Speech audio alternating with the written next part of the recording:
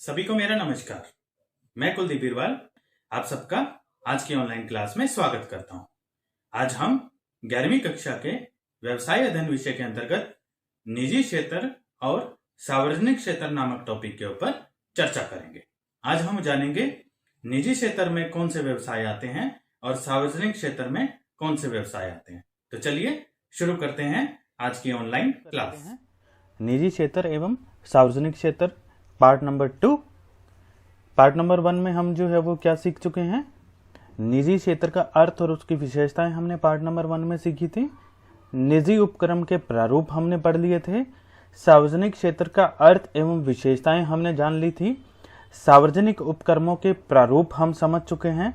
विभागीय उपक्रम, सार्वजनिक निगम और सरकारी कंपनी भी हमने पिछले पार्ट में पढ़ ली थी। अब सेकंड पार्ट में हम क्या सीखने वाले हैं, सार्वजनिक उपक्रमों का तुलनात्मक अध्ययन हम करेंगे। साथ ही साथ हम सार्वजनिक और निजी उपक्रमों में भी अंतर जानने का हम प्रयास करेंगे। सार्वजनिक क्षेत्र की बदलती भूमिका के ऊपर हम चर्चा करेंगे और अपने ऑनलाइन आज की क्लास का समापन करेंगे हम मिश्रित क्षेत्र नामक टॉपिक को पढ़कर। तो चलिए शुरू कर लेते हैं आज की ऑनलाइन क्लास।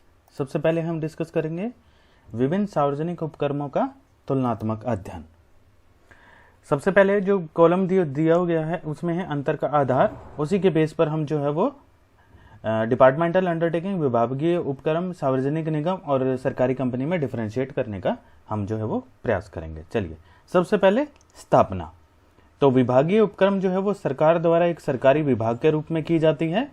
सार्वजनिक निगम जो है वो संसद या फिर राज्य विधानसभा के विशेष अधिनियम के द्वारा की जाती है इसकी स्थापना।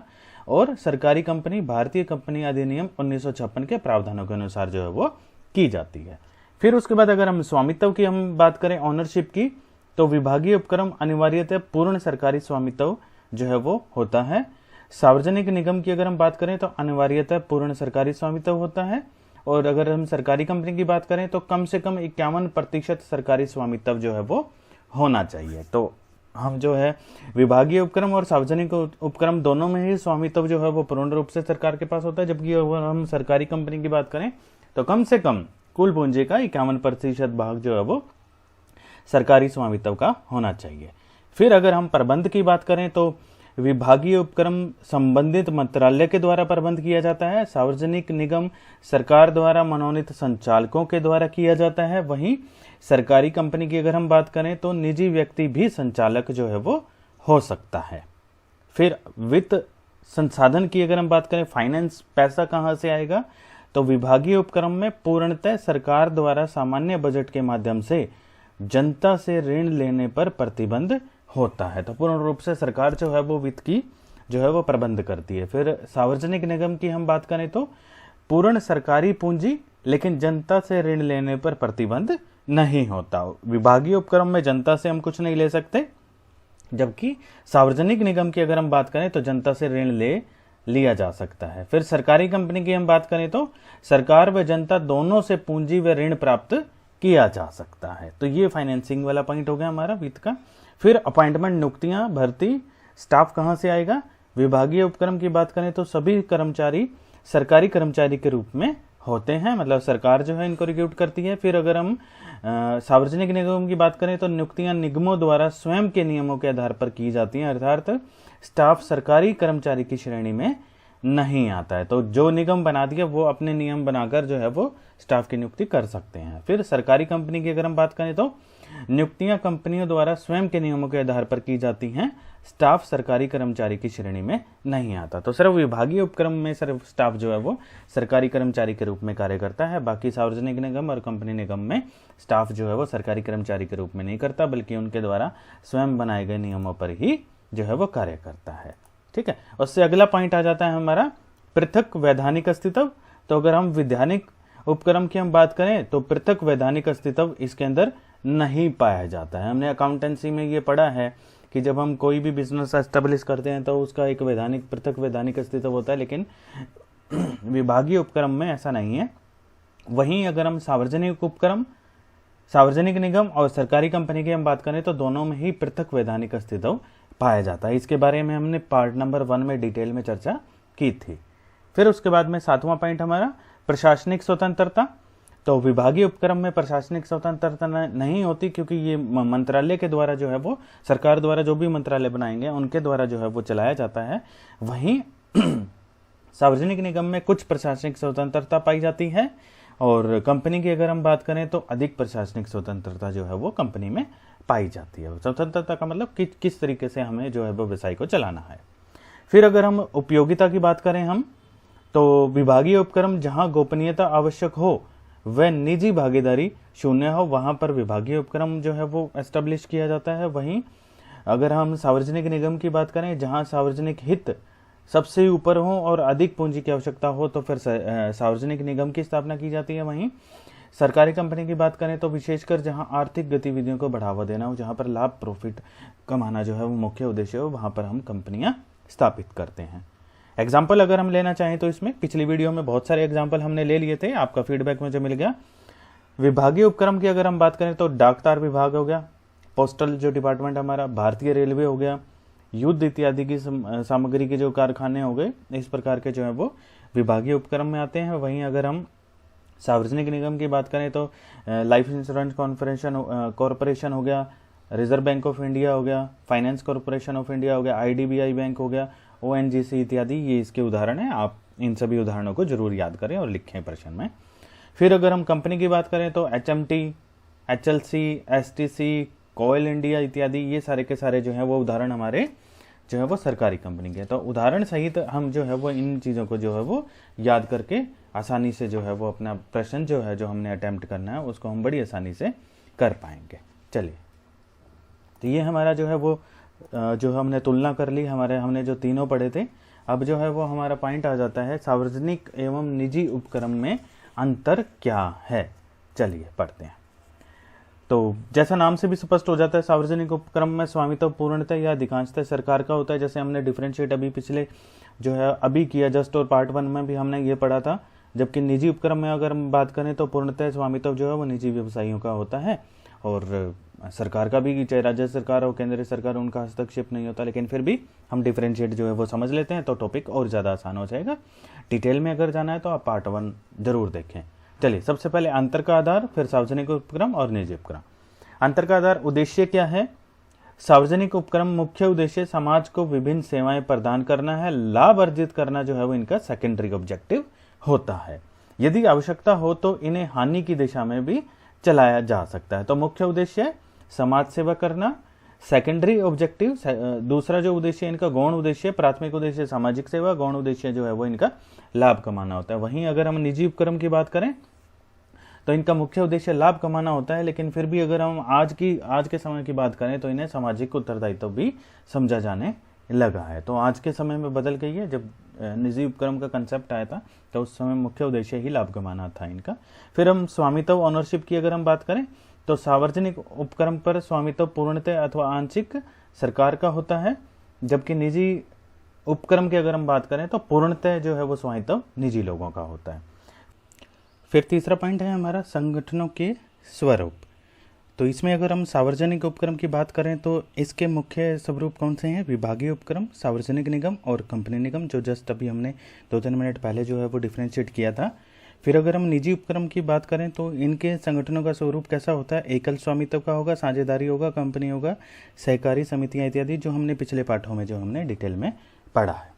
चौथा पॉइंट, वित्तीय संसाधन, फाइनेंस, पैसा कहाँ से अरेंज कर सकते हैं? सार्वजनिक उपक्रम संपूर्ण या फिर अधिकतर पूंजी सरकार द्वारा लगाई जाती है। वहीं निजी उपक्रम की अगर हम बात करें तो संपूर्ण पूंजी जो है वो निजी विनियोगकर्ताओं के द्वारा इन्वेस्टमेंट की जाती है। फिर पांचवा पॉइंट, सफलता की कसौटी। तो सार्वजनिक उपक्रम सफलता का आधार इनकी कुशलता है, और कुशलता की लागत में कमी, उत्पादन में वृद्धि, किस्म जो प्रोडक्ट जो हम बनाएंगे जो उसकी श्रेष्ठता इत्यादि से मापा जाता है। वहीं अगर हम निजी उपक्रम की बात करें तो निजी उपक्रमों की सफलता उसके लाभ की मात्रा से जो है वो हम मापते हैं। लेकिन अब आज के समय में इनके सामाजिक उत्तरदायित्व का महत्व भी जो है वो बढ़ गया है। फिर हमारा छठा पॉइंट इसी के अंदर, व्यक्तिगत जोखिम। तो सार्वजनिक उपक्रम की अगर हम बात करें तो इनका संचालन व्यक्तिगत नहीं होता, जिसके कारण अनेक महत्वपूर्ण बातों की ओर ध्यान नहीं दिया जाता। वहीं अगर हम निजी उपक्रम की बात करें तो इनका संचालन स्वयं स्वामियों के द्वारा अथवा इनकी देखरेख करने में इनके प्रतिनिधियों के द्वारा किया जाता है। अतः व्यक्तिगत जोखिम के डर से वे संचालन में पूर्ण रूप से रुचि लेते हैं। 7वां पॉइंट, स्वायत्तता। सार्वजनिक उपक्रम की अगर हम बात करें तो इन उपक्रमों की संचालन प्रक्रिया के नियमों एवं उपनियमों में बंधे होने के कारण प्रबंधकों की निर्णय लेने की स्वतंत्रता अधिक नहीं होती इसके अंदर। वहीं निजी उपक्रम के संचालन में व्यक्तिगत आधार होने के कारण अथवा प्रबंधकों व स्वामियों का सीधा संबंध होने के कारण निर्णय में कठिनाई नहीं आती और ये अपेक्षाकृत अधिक स्वतंत्र होते हैं। फिर 8वां पॉइंट, कार्यक्षेत्र। कहाँ पर कार्य कर सकते हैं ये सार्वजनिक उपक्रम जो है वो सार्वजनिक दृष्टि से महत्वपूर्ण और अधिक जोखिम वाले और अधिक पूंजी की आवश्यकता वाले उद्योगों में स्थापित किए जाते हैं। वहीं निजी उपक्रम की अगर हम बात करें तो उसे हर क्षेत्र में लगाया जा सकता है जिसमें अधिक से अधिक लाभ और विकास के अवसर उपलब्ध हों। 9वां पॉइंट हमारा राजनीतिक हस्तक्षेप। तो अगर हम सार्वजनिक उपक्रम की बात करें तो इसमें अपेक्षाकृत अधिक राजनीतिक हस्तक्षेप होता है क्योंकि सरकार की हिस्सेदारी होती है इसमें। वहीं निजी क्षेत्र में राजनीतिक हस्तक्षेप जो है वो ना के बराबर होता है। और हमारा आखिरी पॉइंट 10वां, प्रबंध। तो जो हमारे सार्वजनिक जो उपक्रम है उसमें प्रबंध जो है वो सरकार द्वारा मनोनीत अधिकारियों की सहायता से सरकारी निर्देशानुसार किया जाता है। वहीं अगर हम निजी उपक्रमों की बात करें तो इनका प्रबंध स्वयं व्यवसाय के स्वामियों द्वारा अथवा अंशधारियों द्वारा मनोनीत संचालन मंडल बोर्ड ऑफ डायरेक्टर के द्वारा किया जाता है। चलिए अब चर्चा कर लेते हैं सार्वजनिक क्षेत्र में बदलती भूमिका के ऊपर। इस बात में तो कोई दो राय नहीं है कि सार्वजनिक उपक्रम जो है वो देश के आर्थिक विकास में जो है वो सबसे ज़्यादा मदद करते हैं। इसके साथ ही साथ इस प्रकार की बात से भी हम जो है वो मना नहीं कर सकते, इनकार नहीं कर सकते कि इसमें अनेक कमियां भी हैं जो हमने पढ़ ली। अतः देश के संतुलित आर्थिक विकास के लिए इनकी समस्याओं या फिर जो कमियां हमने पढ़ी उनको दूर किया जाना बहुत जरूरी हो जाता है। इसी बात के मद्देनजर वर्तमान में इसके प्रति सरकार का दृष्टिकोण भी लगातार जो है वो बदलता जा रहा है। अब यह माना जाने लगा है कि जितना भी संभव हो सार्वजनिक क्षेत्र पर निर्भरता को कम कर दिया जाए। इसी प्रयास में सरकार ने अनेक ऐसे उद्योगों को निजी क्षेत्र के लिए खोल दिया जो पहले इस जो है सार्वजनिक क्षेत्र के लिए आरक्षित थे।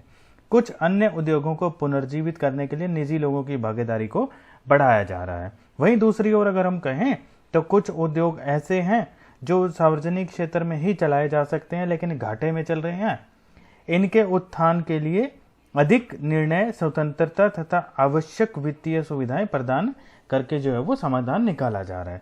तो संक्षेप में हम कह सकते हैं कि सार्वजनिक क्षेत्र के ढांचे में आमूल चूल थोड़े बहुत परिवर्तन जो है वो लगातार कर रहे हैं। इसके अलावा और क्या क्या जो है वो सरकार जो है वो कर रही है। सबसे पहले आरक्षित उद्योगों की संख्या में कमी कर रही है। अगर हम कंपेयर करके देखें तो 1991 से पहले 17 ऐसे उद्योग थे जिनमें केवल सार्वजनिक क्षेत्र में ही जिन्हें चलाया जा सकता था, जिसकी संख्या वर्तमान में घटकर 3 रह गई है।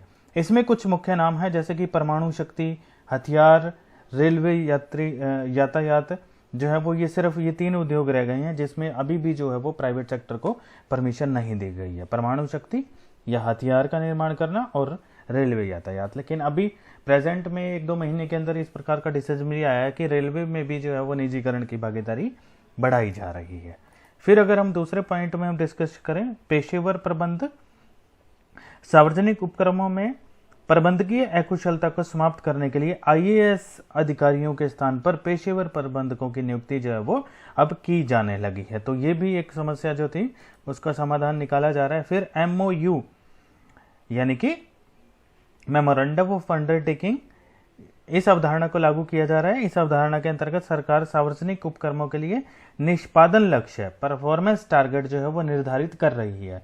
लक्ष्य तक पहुंचने के लिए पर्याप्त स्वतंत्रता भी प्रदान की जा रही है जो हमने इसमें कमी देखी थी एक, तथा वांछित सफलता प्राप्त न होने पर उपक्रम के प्रबंधकों को उत्तरदायित्व स्पष्ट करने के लिए भी कहा जाता है। तो संक्षेप में अगर हम कहें तो MOU के माध्यम से कमिटमेंट्स और रिस्पॉन्सिबिलिटीज का निर्धारण जो है वो अब किया जाने लग गया है, जो इसके अंदर एक कमी पाई गई थी। फिर सार्वजनिक उपक्रमों का निजीकरण। सरकार द्वारा सार्वजनिक उपक्रमों का निजीकरण करना सार्वजनिक क्षेत्र की बदलती भूमिका के अंदर एक महत्वपूर्ण कदम है। निजीकरण का अभिप्राय सार्वजनिक उपकरणों के स्वामित्व अथवा प्रबंध को निजी क्षेत्र में हस्तांतरित करने से है। आजकल विनिवेश डी इन्वेस्टमेंट के माध्यम से निजीकरण पर अधिक जोर दिया जा रहा है। विनिवेश का अर्थ सार्वजनिक उपकरणों में सरकारी हिस्सेदारी को निजी उद्योगियों के हाथों में बेचने से है। सरकारी हिस्से को कम करके 26% तक या आवश्यकता पड़ने पर इससे नीचे भी लाया जा सकता है। मुख्य सार्वजनिक उपक्रम जिनका विनिवेश किया गया है उनमें VSNL, MMTC, STC, IBP, PPL, CMC, HTL, NTL, MFIL, Balco और मारुति इत्यादि जो है वो इसमें प्रमुख हैं। फिर इसके अलावा औद्योगिक व वित्तीय पुनर्निर्माण बोर्ड के द्वारा पुनरुत्थान करना, सरकार द्वारा सार्वजनिक क्षेत्र की बीमार इकाइयां मतलब जो बिल्कुल घाटे में चल रही हैं उन्हें पुनर्जीवित करने के उद्देश्य से जो है वो लगातार BIFR यानी कि औद्योगिक व वित्तीय पुनर्निर्माण बोर्ड का जो है स्थापना की गई है। अतः सार्वजनिक क्षेत्र की जो इकाइयां बीमार हैं मतलब जो घाटे में चल रही हैं उनको इन्हें सौंप दिया जाता है ताकि इन्हें फिर से पुनरुत्थान इनका किया जा सके। फिर इसके अलावा नेशनल रिव्यूनल फंड का प्रावधान जिसको NRF बोलते हैं। सार्वजनिक क्षेत्र के कर्मचारियों के हितों की सुरक्षा के लिए सरकार द्वारा NRF की जो है वो स्थापना की गई है, नेशनल रिव्यूनल फंड की, जो या तो अतिरिक्त घोषित कर दिए जाते हैं उन कर्मचारियों की सहायता करती है या फिर जो अपनी ऐच्छिक सेवानिवृत्ति यानी कि वॉलंटरी रिटायरमेंट ले लेते हैं तो उनकी सहायता करने के लिए जो है वो ये फंड बनाया गया है। तो ये आज के समय पर जो लगातार सार्वजनिक क्षेत्र की जो है वो भूमिका बदल रही है और बीमार इकाइयों को या फिर जिनमें भी आवश्यकता पड़ती है उनको जो है वो प्राइवेट सेक्टर में जो है वो बेचा जा रहा है। आज की ऑनलाइन क्लास का आखिरी टॉपिक मिश्रित क्षेत्र, ज्वाइंट सेक्टर जिसको हम बोलते हैं, इसका अभिप्राय क्या होता है? सार्वजनिक क्षेत्र और निजी क्षेत्र के मध्य साझेदारी को हम मिश्रित क्षेत्र कहते हैं। व्यवसायिक संगठन के स्वरूप मिश्रित क्षेत्र के दुष्प्रभाव का आधार मिश्रित अर्थव्यवस्था का विचार है, मिक्स्ड इकोनॉमी जिसको हम बोलते हैं वो है। तो अगर हम इसकी कैलकुलेशन या इसको समझने का प्रयास करें तो निम्नलिखित तरीके से जो है वो अंशों का बंटवारा किया जाता है। सरकार के पास में 26%, निजी उपक्रम के पास में 25% और जनता और वित्तीय संस्था के पास में 49%। तो सर्वप्रथम औद्योगिक नीति 1956 में यह कहते हुए प्रस्तुत की गई थी कि सार्वजनिक हितों के उपक्रमों का विकास करने के लिए सरकार द्वारा उनकी अंश पूंजी में भागीदारी होनी चाहिए, या फिर हम सिंपल वर्ड्स में अगर इसको समझने का प्रयास करें तो सार्वजनिक क्षेत्र और निजी क्षेत्र के मध्य साझेदारी को हम मिश्रित क्षेत्र कहते हैं। इस तरह के उपकरणों का जो है प्रबंध और संचालन निजी क्षेत्र के हाथों में होता है, लेकिन सरकार संचालन मंडल में अपने प्रतिनिधि मनोनीत कर इन पर नियंत्रण भी रखती है। तो ये रेशो है, सरकार के पास 26% अंश होने चाहिए, निजी उपक्रम के पास 25% अंश होने चाहिए और जनता और वित्तीय संस्थाओं के पास 49% जो है वो अंश होने चाहिए। भारत में मिश्रित क्षेत्र स्थापित करने के प्रमुख उद्योग जो इसका हम बोलते हैं उसके उदाहरण है मद्रास फर्टिलाइजर्स, गुजरात फर्टिलाइजर्स, ये कुछ ऐसे उदाहरण हैं जो मिश्रित जो है वो क्षेत्र के उपक्रम हम इनको कह सकते हैं। तो ये थी हमारी आज की ऑनलाइन क्लास जो कि पार्ट 2 था। पहला पार्ट जो है वो हम जो देख चुके हैं, ये उसी का जो है ना दूसरा पार्ट था, उसका लिंक जो है वो डिस्क्रिप्शन में आपको मिल जाएगा। आप सबका धन्यवाद।